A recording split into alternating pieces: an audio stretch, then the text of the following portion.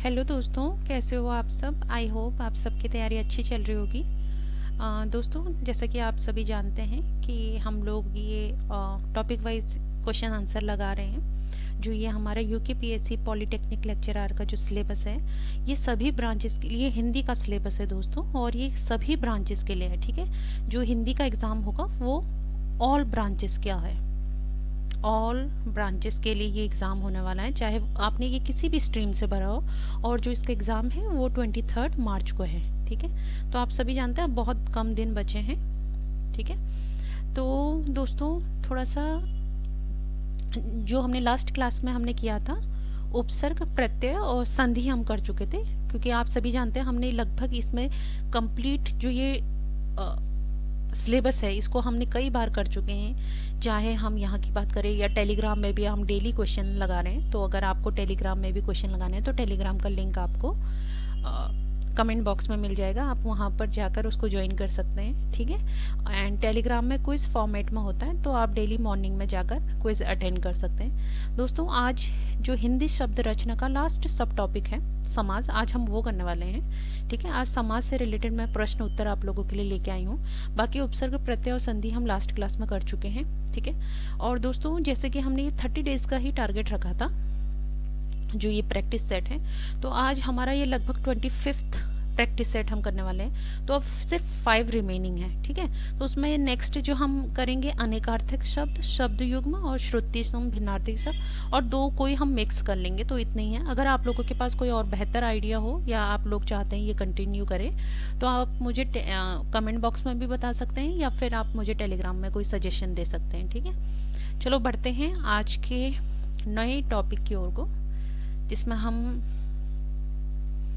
समाज से रिलेटेड प्रश्न उत्तर करने वाले हैं। ये देख सकते हैं दोस्तों, ये प्रैक्टिस सेट हमारा 25 है।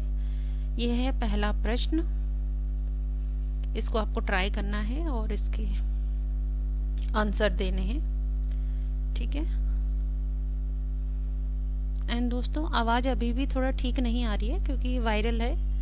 तो आजकल आप सभी जानते हैं खांसी वगैरह हो रहा है ना, और कफ कोल्ड की वजह से ये काफ़ी टाइम भी लेता है जाने में। तो इसलिए आपको रेगुलर वीडियोस भी इसलिए नहीं मिल पा रही हैं क्योंकि मैं कई दिन वीडियोस शूट तो करती हूँ, लेकिन वो बीच में इतनी मुझे नॉन स्टॉप खांसी आ जाती है कि फिर वो मुझे हटाना पड़ता है या फिर से बनाना पड़ता है, और इस वजह से दिक्कत काफ़ी आ रही है। तो दोस्तों ये है पहला प्रश्न, जिसमें बहुत ही ईजी है।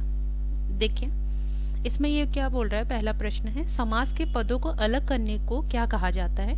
ऑप्शन दिया है विच्छेद, बदलाव, विग्रह या विभक्ति। ठीक है, तो दोस्तों जो समास के पदों को अलग करने को बोलते हैं विग्रह। ठीक है, जैसे यहाँ पर है ना, यहाँ पर मान लीजिए कोई शब्द है रसोई, घर। ठीक है, ये एक शब्द है, अगर हम इसको अलग करते हैं रसोई के लिए घर। ठीक है, तो ये यहाँ पर क्या हो रहा है, देखो रसोई के लिए घर अलग, दोनों को अलग कर रहे हैं, तो इसको ही क्या बोलते हैं, विग्रह बोलते हैं। ठीक है, समास का विग्रह।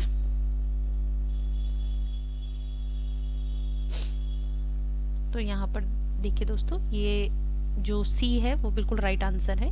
और संधि का विच्छेद होता है, जब हम संधि को अलग करते हैं ना, संधि के वर्णों को जब हम अलग करते हैं या 2 पदों को अलग करते हैं तो उसको विच्छेद बोलते हैं।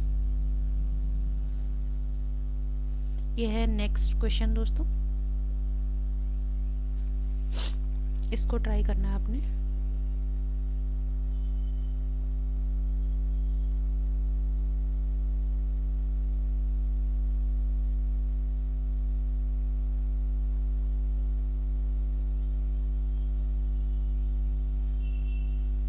काफ़ी इजी है ये क्वेश्चन। देखिए दोस्तों, निम्न में से कौन सा अव्ययी भाव समास नहीं है, ये नहीं पूछ रहा है। ठीक है, इसका ध्यान रखना है। तो यथार्थ, प्रतिमास, प्रतिदिन और आय और व्यय। तो दोस्तों जो इसका राइट आंसर है वो है आय और व्यय। ये अव्ययी भाव ना होकर इसमें क्या है, द्वंद्व समास है। ठीक है, क्योंकि ये योजक से जुड़ा है। देखिए यहाँ पर योजक चिन्ह से जुड़ा है ना, और हम जानते हैं कि जो द्वंद्व समास होता है उसमें योजक से जो जुड़े शब्द होते हैं शब्द युग्म के फॉर्मेट में होते हैं, तो उनको हम द्वंद्व समास में काउंट करते हैं। ठीक है, तो अव्ययी भाव में क्या होता है, कोई ना कोई अव्यय या कोई ना कोई उपसर्ग लगा होता है शब्द में। ठीक है, तो यहाँ पर देखेंगे प्रति, प्रति लगा है, यहाँ यथा लगा है। ठीक है, तो ऑप्शन डी बिल्कुल राइट आंसर है। नेक्स्ट क्वेश्चन की ओर को बढ़ते हैं।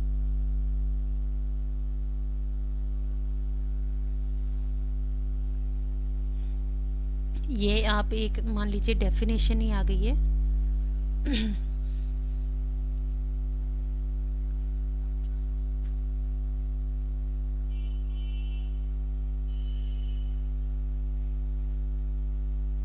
दोस्तों अब आपको ज़्यादा से ज़्यादा क्वेश्चंस को रिवीजन करना है। इसमें देखिए क्या बोला, जिस समास पद का पूर्व पद यानी पहला पद प्रधान हो उसे कौन सा समास कहते हैं। तो संबंध, तत्पुरुष, कर्मधारय, अव्ययी भाव या द्वंद्व। दोस्तों इसका राइट आंसर है अव्ययी भाव। ठीक है, इसमें पहला जो पद होगा या पूर्व पद क्या होगा, प्रधान होगा।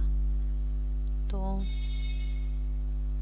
ऑप्शन सी राइट आंसर है। नेक्स्ट क्वेश्चन की ओर को बढ़ते हैं।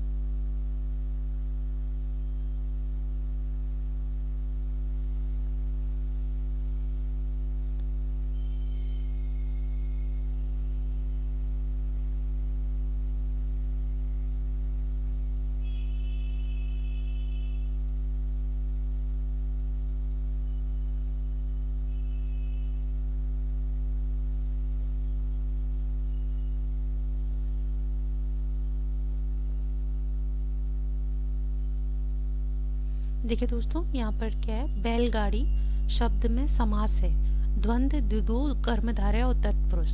दोस्तों जो इसका राइट आंसर है वो है तत्पुरुष समास, क्योंकि यहाँ पर क्या आ रहा है,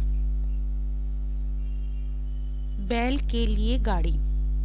ठीक है, बैल के लिए गाड़ी, तो यहाँ पर क्या होगा, तत्पुरुष समास होगा, जिसमें जैसे के लिए, से, ये सब आते हैं ना, जिसमें कारक की विभक्ति होती है। ठीक है, तो वो क्या होते हैं, तत्पुरुष समास में आ जाते हैं। अब यहाँ पर सिर्फ तत्पुरुष पूछा, अगर उसमें भी पूछा तो कौन सा तत्पुरुष, तो हमें उसका विभक्ति देख के उसको बताना होता है कि जैसे कर्ण तत्पुरुष है या कर्म तत्पुरुष है, ऐसे करके। ठीक है, तो यहाँ पर राइट आंसर है ऑप्शन डी, बैल के लिए गाड़ी होता है। इस प्रश्न को देखिए दोस्तों,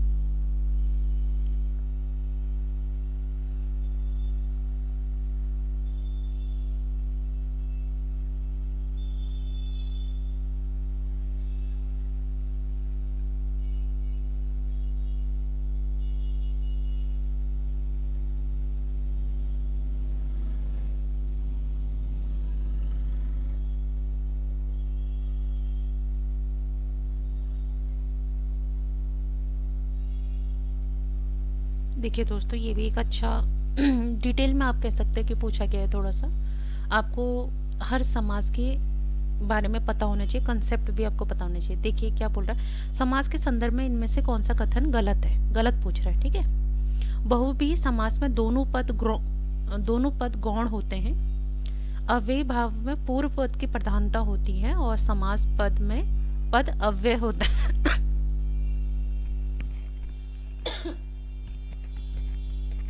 सॉरी दोस्तों, सी है कि तत्पुरुष समास में अंतिम पद गौण होता है, और इसमें दिया है कि इनमें से कोई नहीं। दोस्तों जो इसका राइट आंसर है वो है, मतलब गलत पूछा है तो ये गलत है। ठीक है, तत्पुरुष समास में अंतिम पद गौण बोला, इसमें ये ना होकर बल्कि क्या होता है, प्रधान होता है। ठीक है, तो मतलब ये वाला जो है ये रॉन्ग है। तो दोस्तों ये हटा देती हूँ, कंफ्यूजन ना हो। तो ये वाला जो ऑप्शन है, ऑप्शन सी, वो गलत है, मतलब गलत ही पूछा गया है, तो ये वाला हमारा सही है। बहुव्रीहि समास में दोनों गौण होते हैं, बिल्कुल सही है। अव्ययी भाव अभी हमने पढ़ा था, पूर्व पद या पहला पद क्या होता है, उसमें प्रधान होता है। ठीक है, तो ऑप्शन सी राइट आंसर है।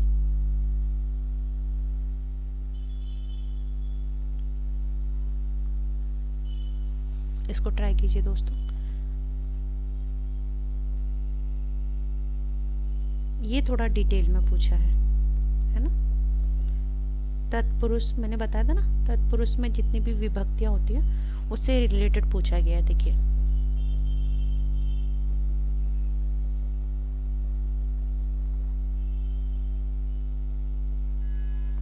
एक अच्छा क्वेश्चन है ये। देखिए यहाँ पर क्या गया, लक्ष्य भ्रष्ट में समास है, करण तत्पुरुष, अपादान तत्पुरुष, संबंध तत्पुरुष और अधिकरण तत्पुरुष।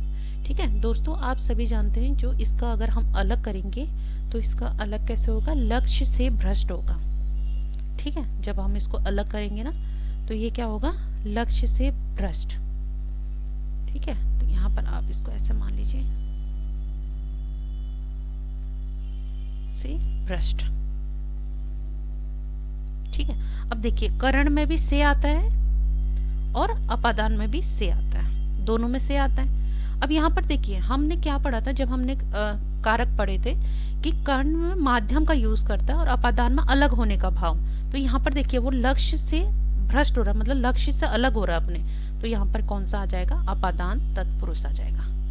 ठीक है दोस्तों, तो ऑप्शन बी बिल्कुल राइट आंसर है, अपादान तत्पुरुष। बढ़ते हैं नेक्स्ट प्रश्न की ओर को।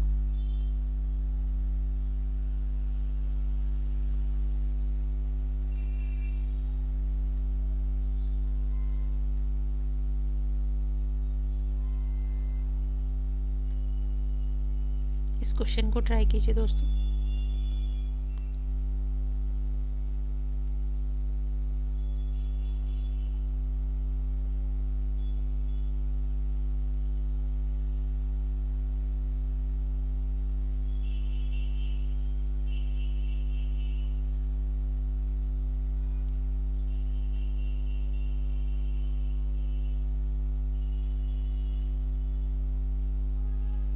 देखिए ये यूके टेट में भी पूछा गया है ना।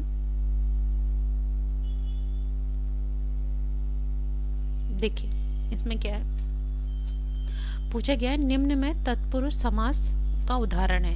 ठीक है, तत्पुरुष का उदाहरण पूछा गया है, ऑप्शन दिया गया है एक तरफा, धनंजय, आत्मनिर्भर और वक्रतुंड।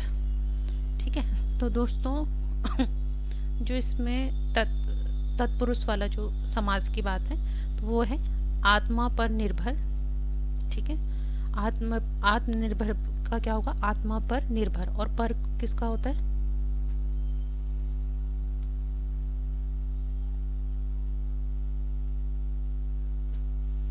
अधिकरण। ठीक है, मैं पर आता है ना, तो अधिकरण तत्पुरुष समास आएगा इसमें। तो यहाँ पर जो इसका राइट आंसर है वो है ऑप्शन सी। बढ़ते हैं नेक्स्ट क्वेश्चन की ओर को दोस्तों। इसको ट्राई कीजिए।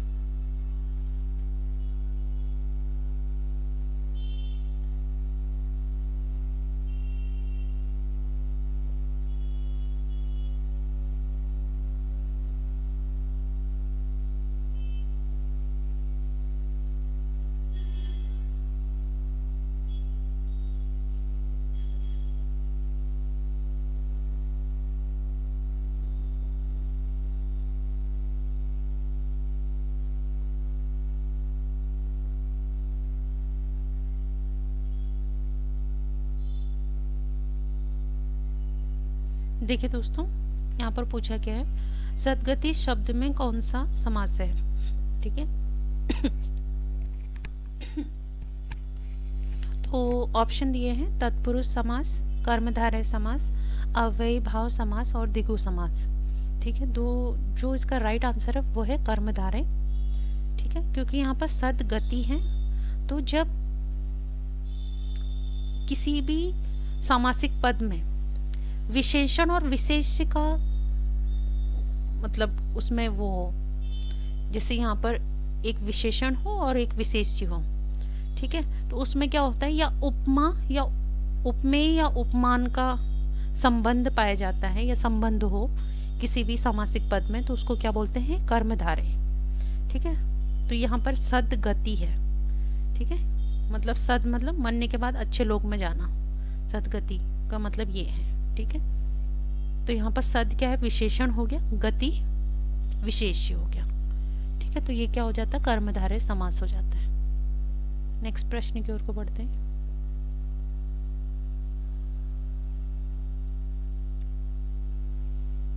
ये भी इजी है, बहुत इजी, देख के आपको पता चल गया होगा इसका आंसर।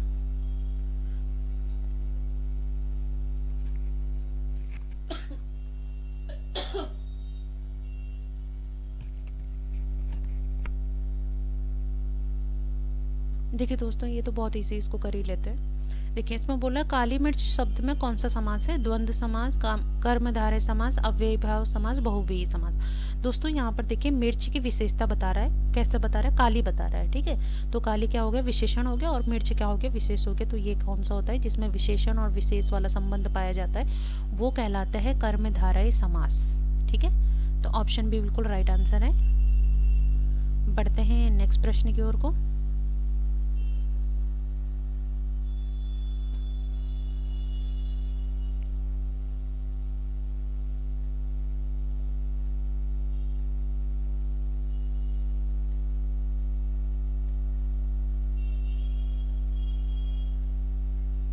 देखिए ये भी बहुत इजी है, आप सभी जानते हैं। यहाँ पर देखिए इसमें पूछा गया है अठकोना में कौन सा समास है? द्विगु समास, बहुव्रीहि समास, द्वंद्व समास, तत्पुरुष समास। तो यहाँ पर आठ कोना मतलब आठ कोना, ये नंबर बता रहा है। और आप सभी जानते हैं जिसमें संख्या बताई जाती है वो कौन सा होता है? द्विगु समास होता है, ठीक है। तो ऑप्शन ए बिल्कुल राइट आंसर है।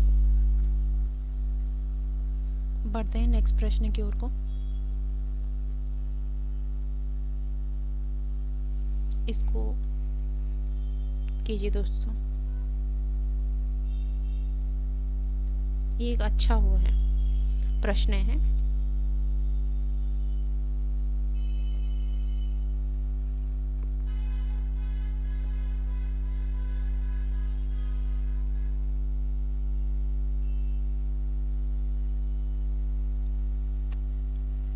देखिए दोस्तों इसमें क्या बोला है? सत सही किस समास का उदाहरण? तत्पुरुष, कर्मधारय, द्वंद्व या द्विगु, ठीक है। तो यहाँ पर जो राइट आंसर है दोस्तों, देखो सत सही बोल रहा है, मतलब 700 दोहों का समूह। सत सही का अर्थ जो है 700 दोहों का समूह है।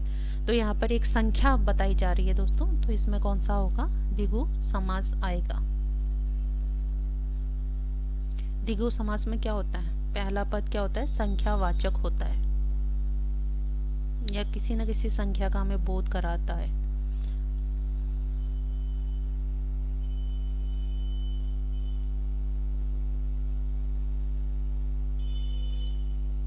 इस प्रश्न को ट्राई कीजिए दोस्तों।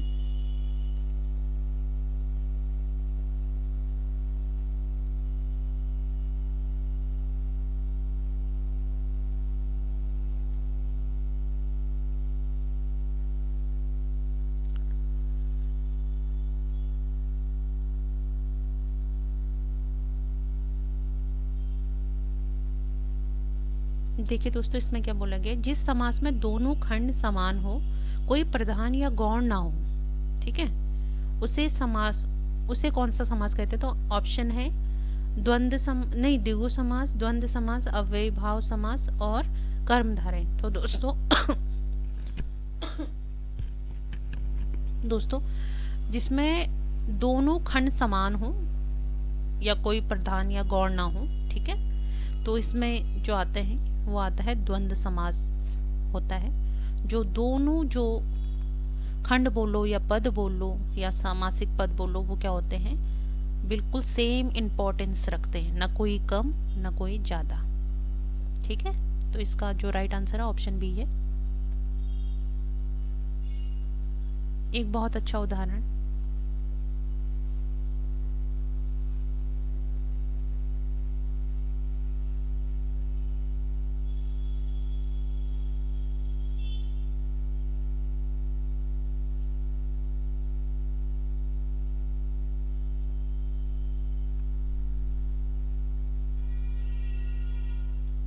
देखिए दोस्तों इसका बहुत ही अच्छा एग्जाम्पल दिया है। द्वंद्व समास है लंबोदर, अंधकूप, नर नारी और शरणागत। दोस्तों जो इसका राइट आंसर है वो है नर और नारी। इसमें क्या है? दोनों प्रधान है, ठीक है। बहुत अच्छा एग्जाम्पल लिया है, ना कोई कम ना कोई ज्यादा, दोनों बराबर, ठीक है। नर और नारी को देखिए व्याकरण में भी बहुत अच्छे से एग्जाम्पल दिए गए, जिसमें बताया गया कि नर नारी क्या है? बिल्कुल इक्वल है, सेम इम्पोर्टेंस रखते हैं, ठीक है। तो ऑप्शन सी राइट आंसर है। नेक्स्ट क्वेश्चन की ओर को बढ़ते हैं।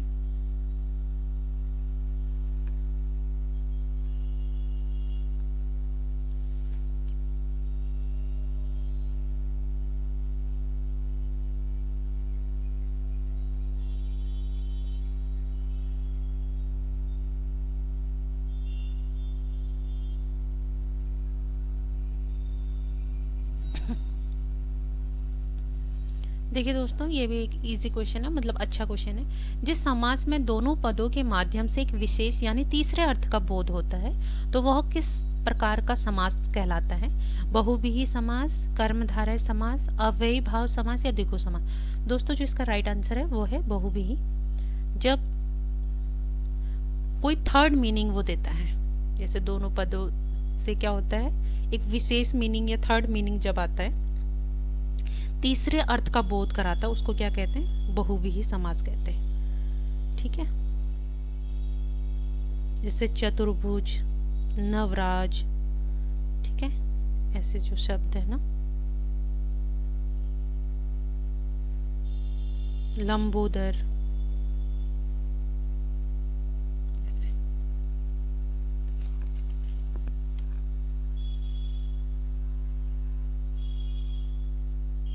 यह है आज का लास्ट क्वेश्चन दोस्तों।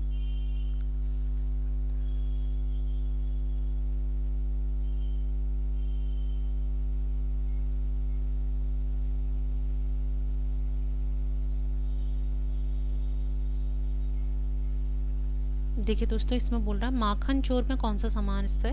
तत्पुरुष, दंड, कर्मधारय, बहुव्रीहि। आप सभी जानते हैं माखन चोर हम किसे बोलते हैं दोस्तों? श्री कृष्ण को बोलते हैं, है ना, श्री कृष्ण को बोलते हैं। तो यहाँ पर क्या आ जाएगा?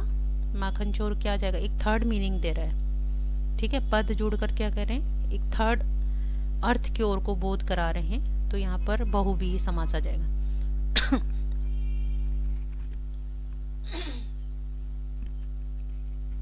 तो दोस्तों, यही थे आज के कुछ प्रश्न जिसमें समाज से रिलेटेड मैं आप लोगों के लिए लेके आई थी। ठीक है, तो दोस्तों, अगर आप लोगों को टेलीग्राम में भी ऐसे ही प्रश्न अटेंड करने हैं तो आप टेलीग्राम का लिंक आपको कमेंट बॉक्स में मिल जाएगा, आप जाकर अटेंड कर सकते हैं। एंड दोस्तों, प्लीज़ चैनल को सब्सक्राइब करना। आप लोग काफ़ी लोग देखते हैं वीडियोस पर चैनल अभी सब्सक्राइब नहीं कर रहे हैं, तो कोशिश कीजिएगा कि अगर आप लोगों को ये पसंद आ रहा है तो सब्सक्राइब कीजिएगा। ठीक है, एंड ज़्यादा से ज़्यादा प्रैक्टिस कीजिए दोस्तों। Thank you so much.